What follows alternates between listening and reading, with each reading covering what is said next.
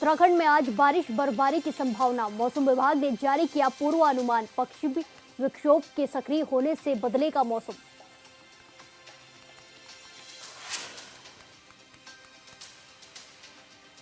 केदारनाथ में गैर हिंदुओं पर प्रतिबंध लगाने की तैयारी। विधायक आशा नौटियाल ने दिया बयान। कहा, धाम में मांस, मछली और शराब परोसने का हो रहा काम।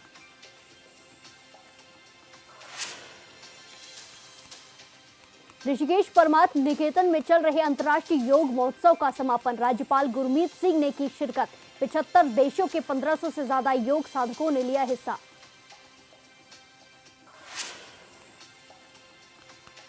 हरिद्वार की रानीपुर कोतवाली क्षेत्र में खनन माफियाओं और ग्रामीणों में हाथापाई। ग्रामीणों को माफियाओं के गुर्गों ने धमकाने की कोशिश। शिकायत के बाद भी प्रशासन मौन।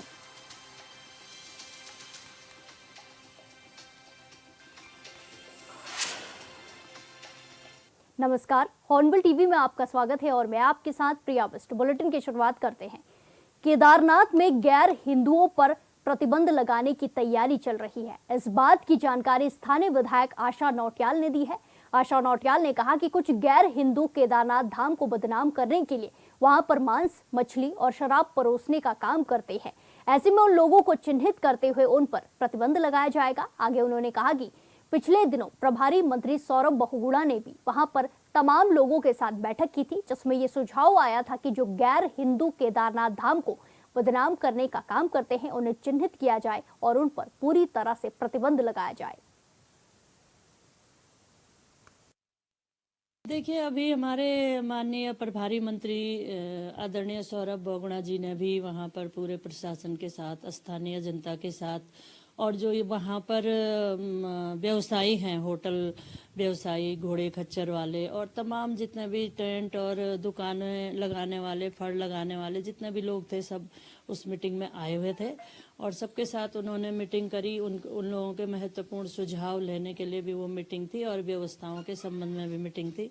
उस मीटिंग में भी खुले रूप से वहाँ के जो स्थानीय व्यवसायी हैं उन्होंने यही बात करी कि जो मतलब वहाँ पर कुछ गैर हिंदू लोग इस तरह की हरकतें कर रहे हैं, वहाँ पर मीट, मांस, शराब वगैरह ले जाने का जो काम कर रहे हैं वो धाम को बदनाम करने का काम हो रहा है।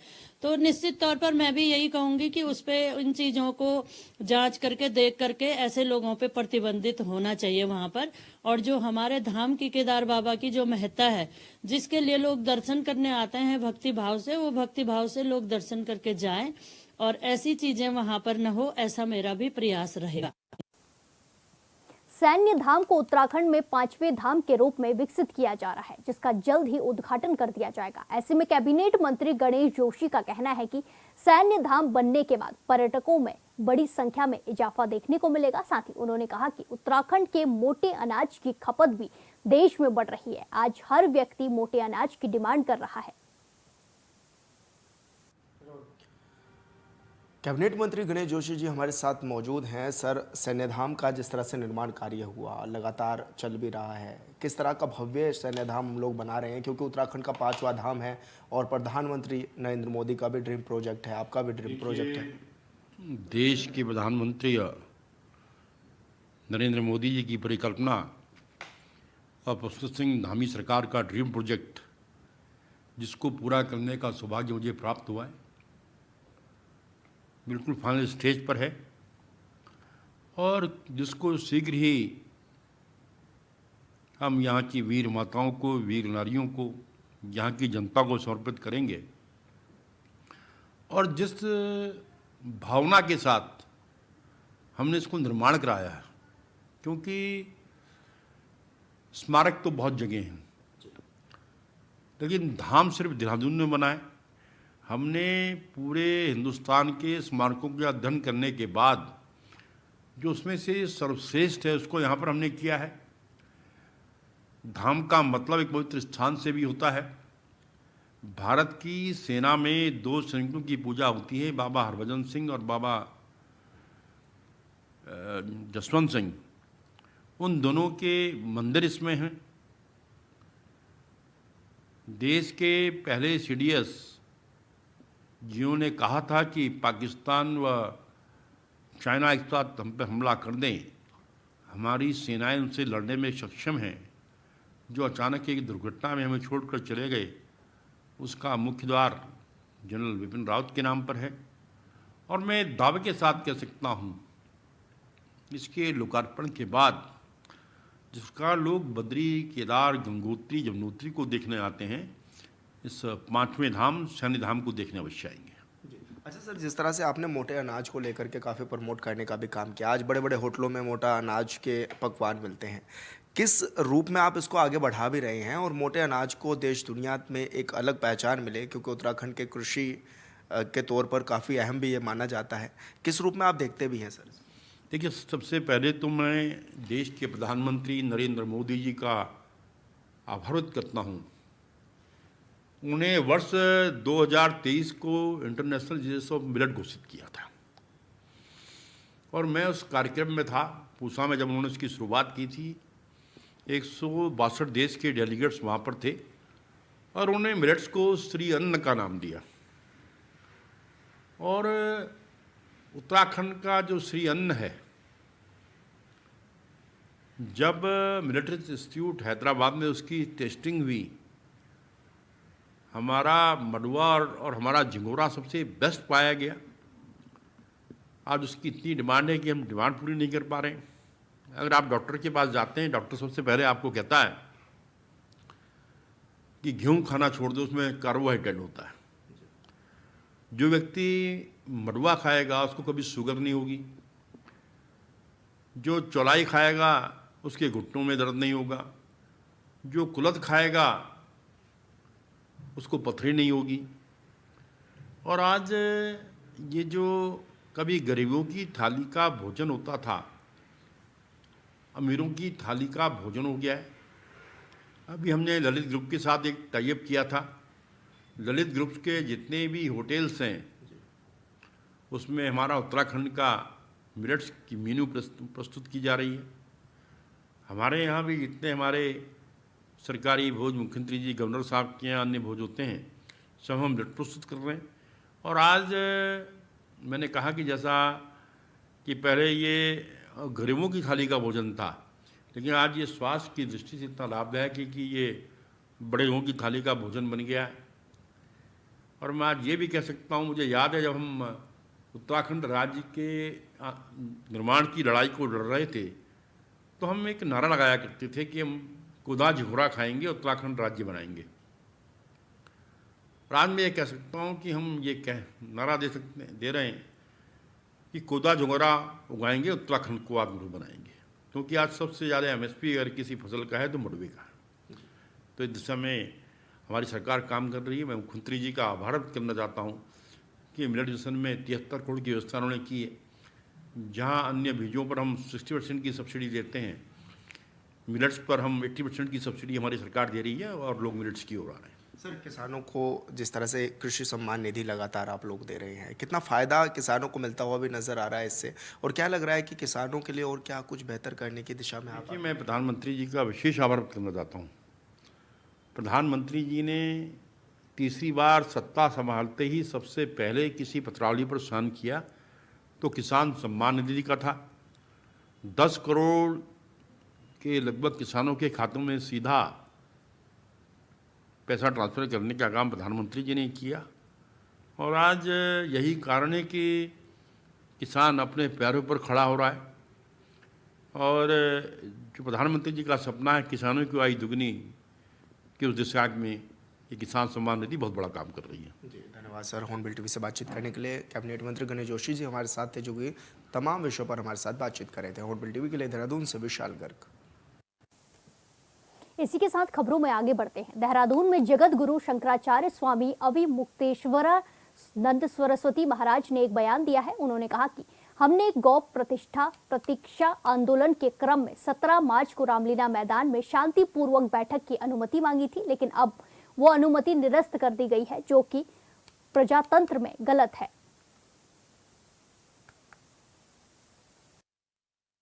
ये जो परिस्थिति है, इसको स्पष्ट करने के लिए हमने सोचा कि राजनीतिक पार्टियों से अब साफ साफ ये पूछ लेने का अवसर आ गया, देश के समस्त सनातन धर्मियों की ओर से, गौ भक्तों की ओर से, कि आप बता दीजिए कि आप गाय के पक्ष में हैं कि गाय के पक्ष में नहीं हैं।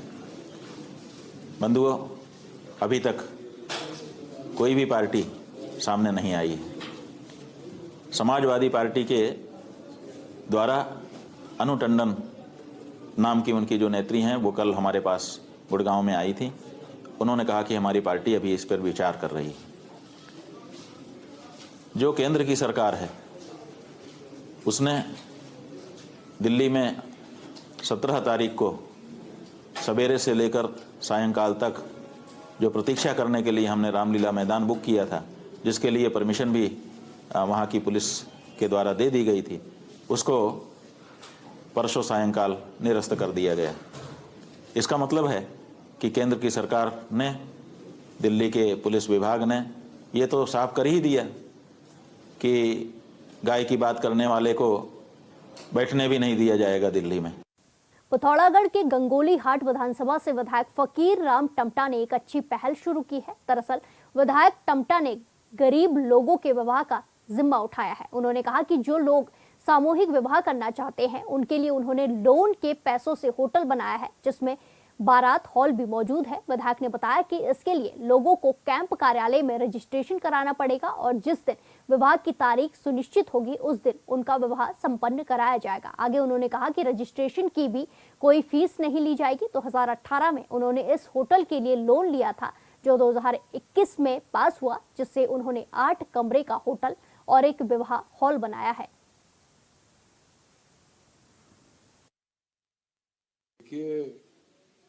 अभी मेरा एक 2018 में एक होटल का अप्लाई किया था मैंने, इसका लोन 2021 में पास हो गया था। तो उस लोन के माध्यम से मेरा एक होटल बना हुआ है 8 कमरे का, उसमें एक बारात हॉल भी बना है। मैं चाहता हूं कि मेरे विधानसभा के जो गरीब लोग हैं और वो समूह में 5 हो जाए, 10 हो जाए, 15, 20 हो जाए, तो समूह में शादी हो उनकी और मेरे वहाँ आए और रजिस्ट्रेशन कराएं। एक डेट तय हो, उस डेट पे सबकी शादी एक पंडित जी को बुला करके कर दी जाए और उनका भोजन की व्यवस्था मेरी तरफ से होगी और मेरा जो हॉल है या जो होटल से है वो सब फ्री अपने तरफ से मैं करूँगा। यातायात व्यवस्था के प्रभावी संचालन के लिए देहरादून एसएसपी अजय सिंह ने अधीनस्थ अधिकारियों के साथ बैठक की है, जिसमें उन्होंने यातायात नियमों का उल्लंघन करने वालों के खिलाफ एनफोर्समेंट की कार्रवाई का दायरा बढ़ाने के निर्देश दिए हैं। एसएसपी ने बताया कि रेश ड्राइविंग और ड्रिंक एंड ड्राइव के खिलाफ प्रभावी कार्रवाई के लिए रात में यातायात पुलिस के 2 इंटरसेप्टर वाहनों में पुलिस बल को नियुक्त किया गया है।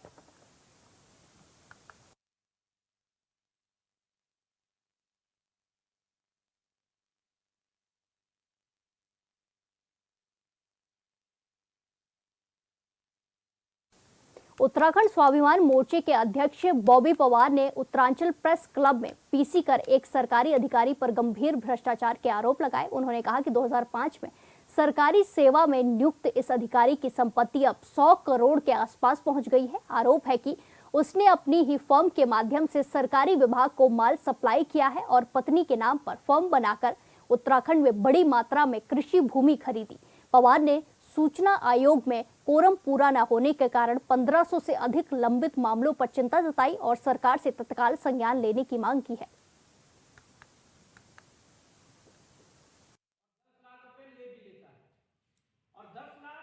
आज के प्रेस वार्ता का जो मुख्य उद्देश्य था, जो विषय था, वो इस प्रकार से था कि एक कर्मचारी जो एई के पद पर 2005 में चयनित होता है, कार्यरत होता है, उसके द्वारा वर्तमान समय में जो उसकी संपत्तियां हैं लगभग 100 करोड़ के आसपास पहुंची हुई है।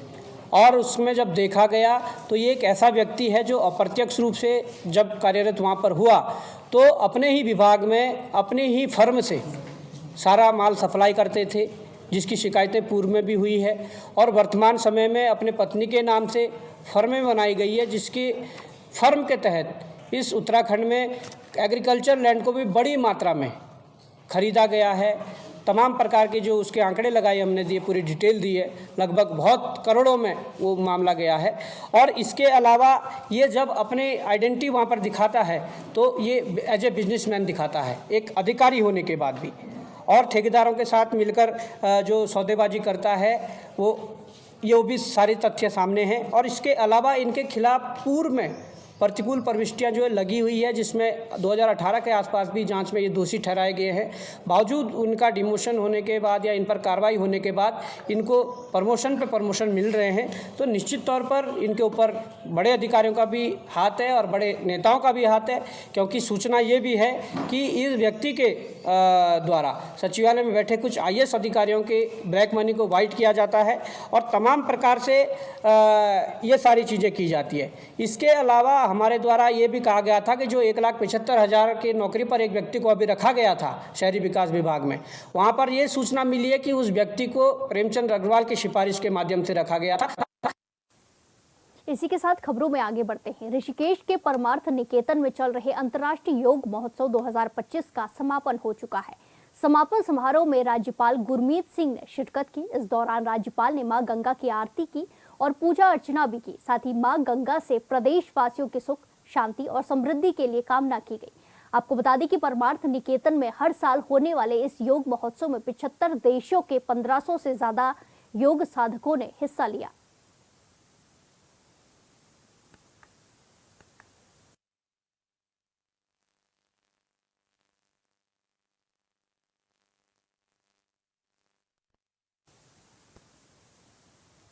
केदारनाथ विधायक आशा नौटियाल ने सीएम से मांग की है कि केदारनाथ यात्रा में गैर हिंदुओं के प्रवेश पर सरकार को प्रतिबंध लगाना चाहिए, जिसको लेकर कांग्रेस ने बीजेपी पर ध्रुवीकरण करने की राजनीति का आरोप लगाया है। वहीं अब राज्य मंत्री मधु भट्ट का कहना है कि भारत देश में रहने वाले नागरिकों को किसी भी प्रकार की रोक टोक नहीं है, लेकिन मठ मंदिरों के नियम, धार्मिक परंपराएं और मान्यताओं के आधार पर ज्यादातर लोग तीर्थ यात्राओं पर आते हैं। वहीं आम नागरिक अगर दर्शन करने आते हैं तो उसमें किसी भी प्रकार की रोक टोक नहीं की जा सकती है।